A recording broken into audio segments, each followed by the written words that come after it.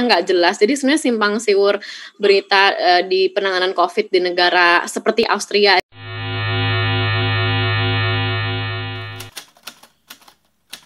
Apapun itulah gampang hanya menyalahkan pemerintah yang nggak siap gitu. Jadi waktu itu setiap kali kita ditanya, kita bilang seperti tadi Pak Doni sampaikan gitu, nggak ada kok pemerintah negara manapun yang siap menangani ini. Memang ada negara-negara yang penanganannya lebih baik, tapi juga nggak bisa orang Indonesia tuh membandingkan dengan penanganan negara Austria yang total penduduknya cuma 9 juta. Dan sebetulnya saya juga punya pengalaman pribadi karena saya kan juga domisili di Wina. Jadi kemarin aku baru pulang Mbak Prita dari Wina itu. Teman-teman aku gitu banyak yang nggak puas sama sekali dengan penanganan pemerintah mereka. Ada yang nelpon hotline, ada saudaranya yang sakit, nanti baru didatengin sama petugas ambulansnya bisa 3-4 hari kemudian. Jadi ada yang protes karena informasi dari petugas medisnya nggak jelas. Jadi sebenarnya simpang siur berita di penanganan COVID di negara seperti Austria aja yang kayaknya udah sekali kayak gitu. Iya, dan saya juga tinggal di LA sebelum kembali ke sini sampai tahun 2018. Yaitu Amerika juga chaosnya waktu itu sudah begitu, sekarang apalagi sejak ada COVID gitu. Jadi waktu itu kita capek banget ditanya hal seperti ini, dan saat BBC UK itu mewawancarai kita nggak pernah menyalahkan pemerintah. Kita hanya menceritakan apa yang terjadi seperti aku tadi cerita gitu. Memang ada invasion of privacy, terus pemerintah ada yang membuat kesalahan. Kita nggak tahu pemerintah bagian mana. Yang kita tahu Pemkot Depok katanya waktu itu yang membeberkan identitas kami dan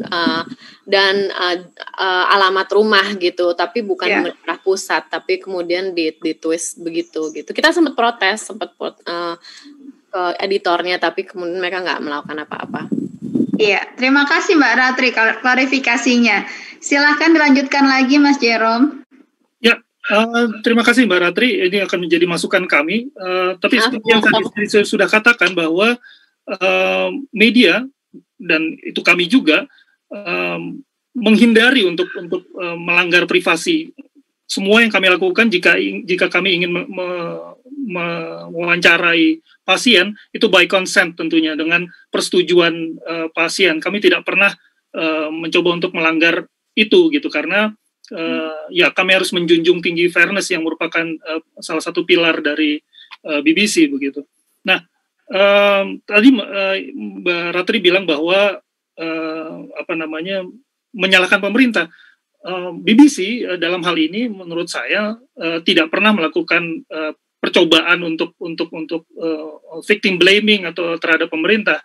Tapi yang jelas adalah komunikasi yang tidak sampai kepada masyarakat, yang komunikasi yang dicetuskan oleh pejabat-pejabat publik itu yang kemudian membuat stigmatisasi itu yang menjadi kental sekali begitu. Ketika seharusnya sudah kita melakukan upaya bersama untuk menanggulangi COVID, tapi masih sibuk dengan kalung corona, empon begitu, yang sejujurnya yang membuat tenaga kesehatan dan pasien menjadi terlantar begitu. Nah, terakhir saya ingin bilang bahwa di artikel tersebut Mbak Tias mengatakan bahwa media should also take responsibility. Ya betul bahwa media termasuk BBC should take the responsibility, mengambil tanggung jawab bahwa tidak perlu kami membeberkan identitas pasien, tidak perlu media membombardir dan mengepung sampai waktu itu kalau nggak salah tetangganya Mbak Ratri itu ya Anis Hidayah, yaitu dari Migrant Care ya, yang sampai bilang ada salah satu stasiun TV bahkan mewawancarai Pak RT, tapi sebenarnya dia bukan Pak RT. Nah, hal-hal seperti itu yang menjadi PR bersama media termasuk BBC untuk kami tetap menegakkan menjunjung tinggi fairness dan accuracy. Itu Mbak. Baik, terima kasih Mas Jerome. Jadi fairness, accuracy itu bagaimanapun adalah prinsip-prinsip dasar seorang jurnalis begitu ya, karya jurnalistik. Nah, sekarang kita akan mendengarkan dari Pak Asep nih. Halo Pak Asep Setiawan. Halo, selamat sore semuanya. Ya, Pak Asep, tolong kita dicerahkan semua di sini. Bagaimana sih sebenarnya, atau mungkin bukan hanya dicerahkan, tapi diingatkan kembali prinsip-prinsip dasar jurnalistik yang memang harus dijaga, dijunjung tinggi untuk sebuah karya jurnalistik, terutama dalam kasus ini. Silakan Pak Asep. Baik, saya mungkin tidak panjang lebar ya, secara singkat saja. Kebetulan di sini kan yang hadirkan komunitas media ya, jadi tentu sudah biasa dan sudah akrab. Jadi saya ingin memulai ya teman-teman dengan sebuah paradigma di dalam bagaimana kita melakukan liputan-liputan. Kira-kira begitu, itu yang kami harapkan dari teman-teman ini ya. Yang pertama tentu adalah ini model ini ya bagi teman-teman semua ini yang sudah terjadi sekian tahun, sebulan-bulan. Jadi media massa ini punya peranan penting, kira-kira begitulah ya, di infodemik terutama. Jadi dan pengaruhnya langsung kepada publik.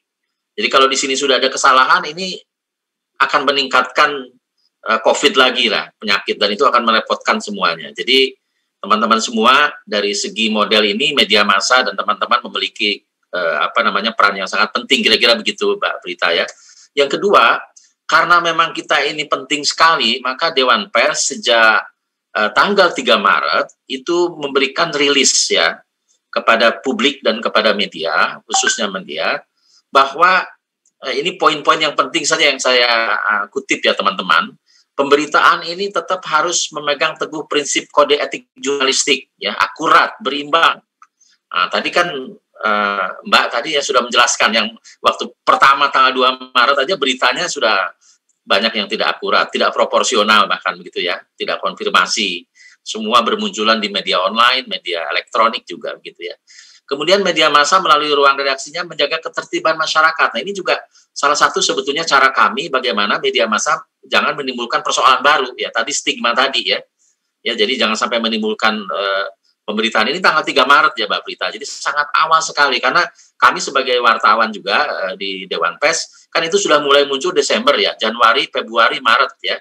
Jadi sudah sekian bulan ini pasti akan kena ke Indonesia dan ternyata implikasinya kena. Kemudian media massa tidak membuat identitas pasien yang dinyatakan positif ini pada saat itu ya, agar nama tempat tinggal ini juga karena ekses yang tanggal 2 Maret. Ya. Jadi kami sudah mengingatkan kepada media semua, tolong ini hal juga ini diperhatikan. Kira-kira begitulah Mbak Prita ya.